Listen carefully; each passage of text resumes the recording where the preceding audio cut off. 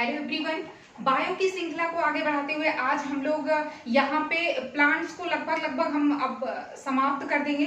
तो आज यहाँ पे थैलोफाइटा के अंतर्गत देखेंगे लाइकेन और जीवाणुओं के बारे में। प्लांट्स को हमने बहुत अच्छे से देख लिया है, पुष्प देख लिया है, बहुत सारी चीजें उसकी लगभग कवर सा कर लिया है। तो देखा था हमने कि प्लांट्स को 3 पार्टों में डिवाइड किया गया है, थैलोफाइटा, ब्रायोफाइटा और ट्रैकियोफाइटा। तो 2 को देख लिया था, थैलोफाइटा के अंतर्गत हम चीजों को देख रहे थे। तो उसमें जो है शैवाल और कवक और जीवाणु के बारे में आज हम लोग जानेंगे। डिस्क्रिप्शन में लिंक होगा, आप सभी को देखें जिससे जो है एक आपका सीक्वेंस से सारी चीजें आपको समझ में आ जाए। तो आइए इसके बारे में हम लोग आज पढ़ेंगे। लाइकेन जो होता है, क्वेश्चन एज इट इज आपसे पूछा जाता है कि शैवाल और कवक के बीच की कड़ी किसे कहा जाता है। तो लाइकेन कई बार ये यूपी पीसीएस और अदर एग्जाम में पूछा गया है। तो लाइकेन जो है शैवाल, एल्गी और जो है फंगस के बीच की कड़ी माना जाता है। ये भी क्वेश्चन पूछा गया, ये दोनों बहुत इंपॉर्टेंट है। वायु प्रदूषण सूचक के रूप में किसे जाना जाता है, तो लाइकेन को। यानी कि जहां पे सल्फर डाइऑक्साइड की मात्रा अधिक होगी वहां पे लाइकेन नहीं पाए जाएंगे। यानी कि SO2 के प्रति ये संवेदनशील होता है लाइकेन। और इसका निवास स्थान जो है वो क्या होता है, पेड़ों की छालों पर ये सहजीवी जीवन जीता है, यानी कि पेड़ों की छालों पे पाया जाता है। और एक ये भी चीज जान लीजिए, लिटमस पेपर इसी से प्राप्त होता है, जो क्या होता है, अम्ल और क्षार का सूचक होता है। तो ये हो गया लाइकेन के बारे में। इन दोनों को आप जरूर ध्यान से देखेंगे, पढ़ेंगे। जीवाणु बैक्टीरिया के बारे में हम लोग यहाँ पे जानेंगे। इसका जो है जीवाणु का वास स्थान, पोषण, विशेषताएं, अध्ययन, हानि और लाभ अलग अलग इसीलिए कर दिया है जिससे आसानी हो आपको।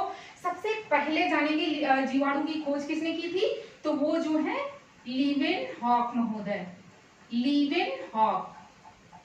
लीवेनहॉक ने करी थी जीवाणुओं की खोज।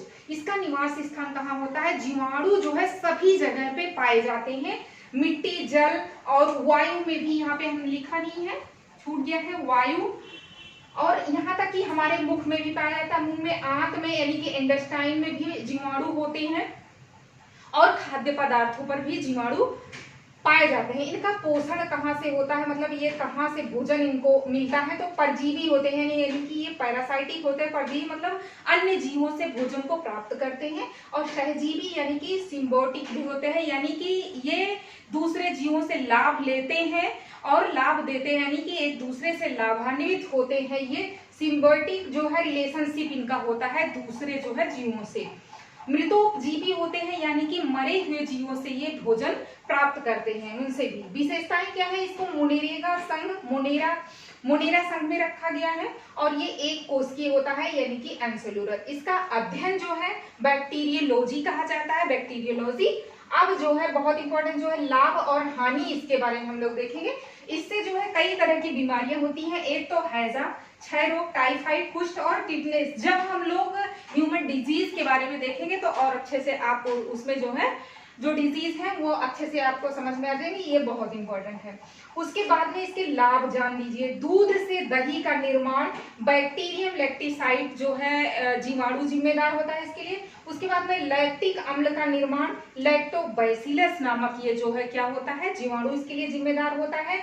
इसमें जो है दूध में जो एक कैसीन प्रोटीन पाई जाती है उसको लैक्टिक ये जो है अम्ल में कन्वर्ट कर देता है, तभी वो दूध से दही बन जाता है। तो लैक्टोबैसिलस उसके लिए उत्तरदायी होता है, जिम्मेदार होता है। सिरका निर्माण में, यानी कि विनेगर बनाने में एसेटोबैक्टर ये जो है एसेटी नामक बैक्टीरिया होता है। और नाइट्रोजन स्थिरीकरण में कौन सा होता है, राइजोबियम होता है, जो कहाँ पाया जाता है, दलहनी फसलों की जड़ों में ये होता है।